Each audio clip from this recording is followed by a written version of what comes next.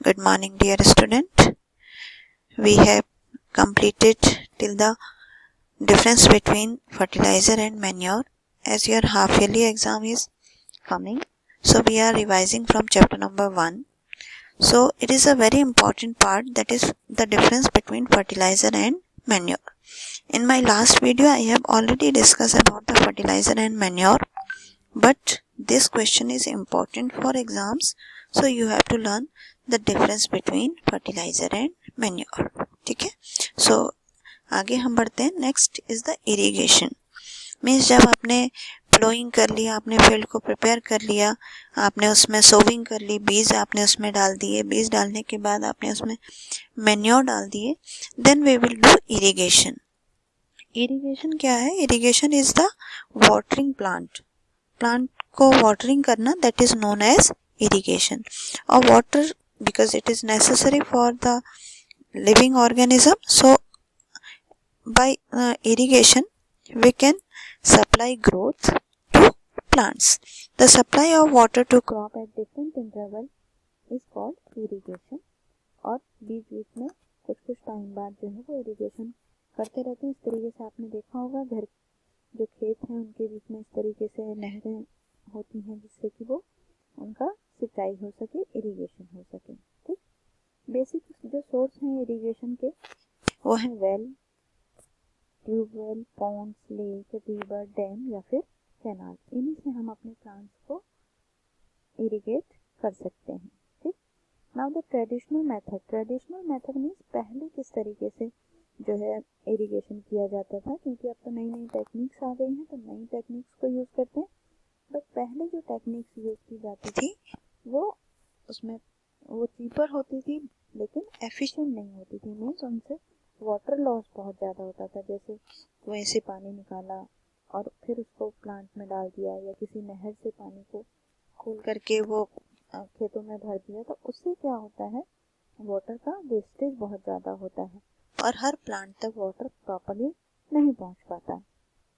इस तरीके से आपने देखा होगा मोटर पंप होते हैं जो सबमर्सिबल होते हैं जो खेतों में लगाए जाते हैं जिससे कि प्रॉपर तरीके से इरिगेशन हो सके. लेकिन इनके लिए हम क्या करते हैं, इलेक्ट्रिसिटी से चलने वाली मोटर हैं ये.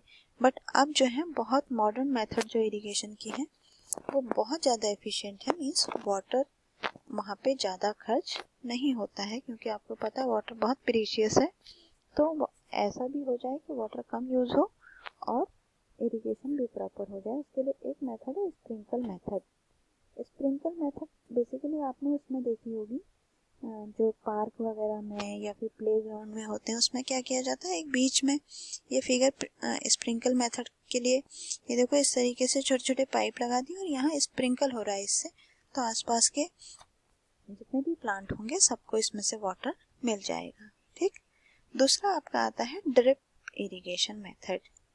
ठीक, ड्रिप इरिगेशन मेथड में हम क्या करते हैं कि पूरे के पूरे जो हमारा फील्ड है, खेत है, उसमें हम पाइप्स बिछा देते हैं और उस पाइप्स में जगह जगह छोटे छोटे छेद कर देते हैं और उन छेद से ड्रॉप बाय ड्रॉप वाटर जो है वो सीधे सॉइल के अंदर जाता है, प्लांट की रूट तक पहुंचता है और एक्सेस पानी जो है वो वेस्ट नहीं होता है. ठीक है, तो ये आपका ड्रिप इरिगेशन सिस्टम है जो सबसे ज़्यादा एफिशिएंट है. जहाँ पे वाटर बहुत कम हो वहाँ पे सबसे इफेक्टिव टेक्निक है ड्रिप इरिगेशन सिस्टम. ठीक, अब इसके बाद नेक्स्ट आता है वीड्स एंड वीडीसाइड्स. वीड्स होते हैं ऐसे, आपने देखा होगा कि जब भी आप घर में भी अगर कोई प्लांट लगाते हैं या क्रॉप्स में लगाते हैं तो बहुत सारे अनवांटेड प्लांट जो प्रोड्यूस हो जाते हैं, साथ साथ घास उग जाती है, तो उसको हम क्या कहते हैं, वीड्स.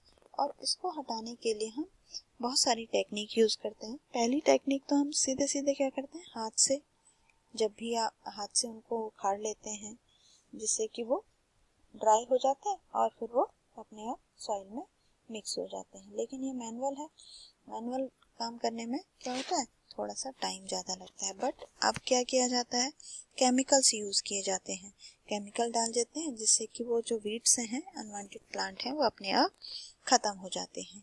ठीक है, तो उनको हम कहते हैं वीडीसाइड्स. ऐसे केमिकल्स जो वीड्स को रिमूव करने के काम आते हैं, जैसे 2,4-D, ये स्प्रे किया जाता है वीड्स के लिए. नेक्स्ट इसमें आगे हम बढ़ते हैं हार्वेस्टिंग। हार्वेस्टिंग का मीन्स होता है आपने प्लांट ग्रो कर लिया, क्रॉप आपकी ग्रो हो गई, मैन्योर भी डाल दिया, इरिगेशन भी कर दिया है, तो अब वो इरिगेशन के बाद पूरी आपकी फसल बड़ी अच्छी हो गई है, तो अब उसको हम काट लेते हैं। यूजुअली 3 से 4 महीने बाद जो है जो आपकी क्रॉप है वो तैयार हो जाती है। With in 6 month means maximum 6 month के टाइम में वो कंप्लीट हो जाती है, फिर उसको हम काट लेते हैं। ठीक है, अब काटने के बाद क्या करेंगे कि वो जैसे आपने धान काट लिए, गेहूं काट लिए, तो उसके बाद उसको एक दो तरीके से काट सकते हैं। एक तो मैनुअली आप सिकल से दराती से काट लो, दूसरा किसी मशीन से काट लो। जिस मशीन से काटते हैं उसको कहा जाता है हार्वेस्टर। ठीक है, और फिर उसके बाद उसमें जो सीड्स हैं उनको सेपरेट करने के लिए प्रोसेस की जाती है थ्रेसिंग। क्लास 6 में भी आपने पढ़ा होगा थ्रेसिंग कि साफ में से सीड्स को सेपरेट करने की प्रोसेस होती है थ्रेसिंग। बट आजकल बहुत सारी मशीन आ गई हैं, इस तरीके की मशीन होती है। ये मशीन को कहा जाता है कंबाइन। ये क्या करती है, ये थ्रेसिंग और विनोविंग दोनों एक साथ करती है। ठीक है, जिससे कि काम कम हो जाता है। और जब आपने फसल काट ली, उसमें से सीड्स अलग कर लिए, फिर उसमें लास्ट में काम क्या करते हैं, स्टोरेज का। स्टोरेज जो है वो बहुत इंपॉर्टेंट है, क्योंकि बहुत लंबे टाइम तक इन क्रॉप्स को स्टोर करना पड़ता है, तो इसलिए उन सीड्स को हमें प्रोटेक्ट करना होता है मॉइस्चर से, इंसेक्ट से या किसी भी माइक्रो ऑर्गेनिज्म से। इसके लिए हम इसमें क्या डालते हैं, इसके लिए हम बहुत सारे इसमें जो हमको पहले ड्राई करके डाला जाता है, क्योंकि एक चीज़ तो आपको, इसीलिए क्या करते हैं जितने किसान होते हैं वो अपनी पहले जो अनाज होता है उसको खेत पे ही छोड़ देते हैं, जिससे कि वो सूख जाए। अगर वो उसमें मॉइस्चर रह गया या वो ड्राई नहीं हुआ तो वो और उसमें माइक्रो ऑर्गेनिज्म आ जाएंगे और वो बीज जाएंगे, जिसे कहते हैं ना बीज जाएंगे, तो वो फिर काम नहीं आएगा। इसलिए उसको स्टोर करना प्रॉपर तरीके से बहुत ज़रूरी है। इसके लिए गोडाउन्स में क्या करते हैं, केमिकल ट्रीटमेंट करते हैं, बहुत सारे लोग उसमें नीम की पत्तियां डालते हैं। ठीक है, तो इस तरीके से हम इसको स्टोर करते हैं। In the last is animal husbandry. Animal husbandry का मतलब होता है एनिमल्स को प्रॉपर केयर करना है एनिमल्स की, उसको एनिमल हस्बेंड्री कहा जाता है। जैसे कि फिश को या फिर जो आपकी हैन है उसको प्रॉपर केयर करने के लिए एनिमल हस्बेंड्री टर्म हम यूज़ करते हैं। ठीक है, चलो ये आपका फर्स्ट चैप्टर का रिवीजन खत्म हो गया।